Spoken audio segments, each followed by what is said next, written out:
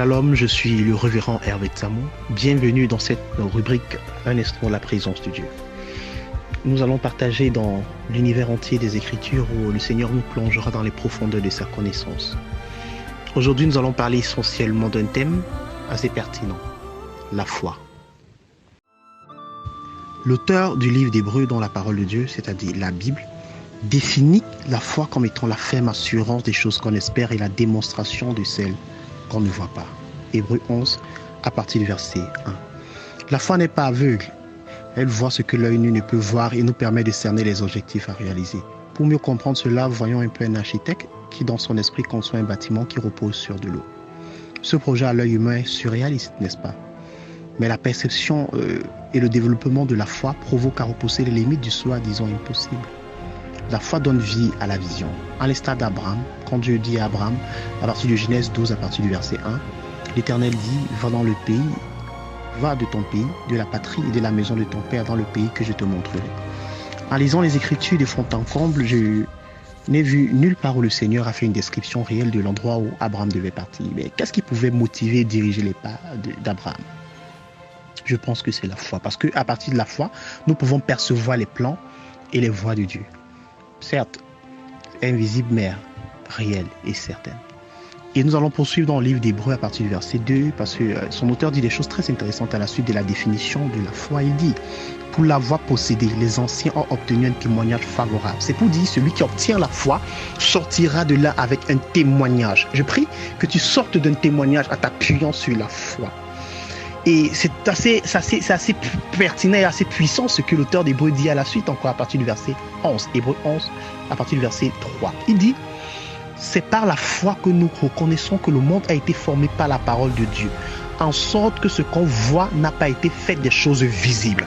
C'est pour dire la foi retire des choses dans l'invisible pour les établir dans le visible.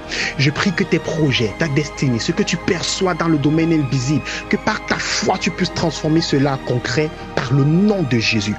Peut-être tu as la foi d'un enfantement, peut-être tu as la foi de réaliser un projet, peut-être tu as la foi de voyager, peut-être tu as la foi d'obtenir, je ne sais pas, tes diplômes, ou bien tu as la foi d'entrer dans un centre, dans une formation, peut-être tu as la foi de réaliser peut-être un immense projet. Mais je prie que Dieu, d'un œil invisible, que Dieu matérialise cela par le visible, parce que la foi, c'est aussi percevoir au-delà de tout ce qui peut être matériel. C'est pourquoi la Bible nous dit que le Seigneur dit des choses qui ne sont pas comme si elles étaient, et cette chose viennent à l'existence. Bien aimé, il y a la motivation de la foi, parce que cette chose n'existe pas. Mais dans son esprit et selon sa pensée, sa conception, rien n'est impossible, parce que la foi, c'est le règne de l'impossible. Et la foi, c'est la clé du surnaturel. Il n'y a pas de surnaturel sans la foi. La foi est attachée au surnaturel. Et ainsi, on peut se poser la question, comment fait-on pour avoir la foi? L'auteur du livre de Romains, l'apôtre Paul, est assez précis sur comment avoir la foi. Dans le livre de Romains, dit à partir du verset 17, il dit « Ainsi la foi vient de ce qu'on entend, et ce qu'on entend vient de la parole de Christ. » Alors, la parole de Christ est ce qui nous fait, qui soutient toute la foi, parce que dans le livre de Jean, chapitre 1, à partir du verset 1 même jusqu'au verset 7, on dit tout ce qui a été fait par elle, c'est-à-dire par Christ, et rien qui n'a été fait n'a été fait sans elle, parce qu'elle est le moteur de la foi, elle est le moteur de la création de toutes choses, parce que tout a été créé par elle, pour elle. La foi. Alors, je me rappelle de cette histoire avec le Seigneur Jésus, quand il se baladait dans le désert. Et il vint un arbre c'était un figuier. Le figuier n'avait pas porté de fruits. La Bible nous fait comprendre que c'était pas la saison des figues.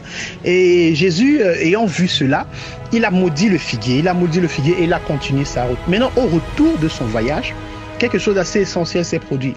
On dit que l'arbre a séché jusqu'à la racine. Et les disciples étaient étonnés, ébahis par rapport à cet état de choses, que le figuier a séché depuis sa racine. Mais le Seigneur dit quelque chose d'assez fort et d'assez marquant à ses disciples. Il dit à ses disciples, Marc 11 à partir du verset 22, il dit, ayez foi en Dieu. D'autres versions diraient, ayez le genre de foi de Dieu. Jésus a donné une expression, une parole à cet arbre. Et il a continué son chemin. C'est-à-dire, il n'a pas regardé si cet arbre allait sécher sur le coup ou non. Mais il avait la paix, il avait la certitude dans son esprit que cet arbre sécherait. Mais la grosse surprise des disciples au retour justement de leur périple, ils se rendent compte que l'arbre a véritablement séché. Parce que Dieu dit des choses qui ne sont pas. Et il est sûr que ces choses arriveraient. Ça, c'est le domaine et le règne de la foi. Le règne de la foi nous fait entrer directement dans le surnaturel. Et aussi, j'aimerais dire que la foi a un fondement, est enracinée, certes sur la parole de Dieu, mais aussi sous un autre élément. Nous allons rendre compte que l'apôtre Paul, ayant visité beaucoup de pays tels qu'Éphèse, beaucoup de nations telles qu'Éphèse, Corinthe et d'autres nations que vous connaissez certainement mieux, il a été heurté devant une foule qui était des adorateurs de certaines sculptures. Et puis il arrive maintenant à le livre de 1 Corinthiens à partir du verset 4, 1 Corinthiens 2, 4 à 5, mais nous allons lire juste le verset 5. L'apôtre Paul dit qu'il ne vient pas avec les discours persuasifs des discours persuasifs de l'intelligence humaine. Mais il dit ceci. Voici ce qu'il dit à partir du verset 5, parce que c'est ça qui m'intéresse. 1 Corinthiens 2, 5. Il dit, enfin que votre foi soit fondée, non sur la sagesse des hommes, mais sur la puissance de Dieu. Donc la foi trouve le fondement sur la puissance de Dieu. Je prie qu'en cette saison, tu trouves le fondement de ta foi sur la puissance de Dieu. La puissance de Dieu est le fondement de la foi, mais la foi vient de ce qu'on entend. Une fois qu'elle vient, elle est basée, elle s'appuie sur la puissance de Dieu.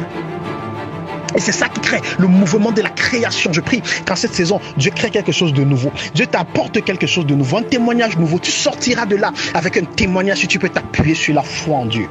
Le Seigneur est vrai, sa parole est vraie et elle demeure vraie pour toujours. Dans le livre de 1 Jean 5, à partir du verset 4, il est écrit: parce que tout ce qui est né de Dieu triomphe du monde.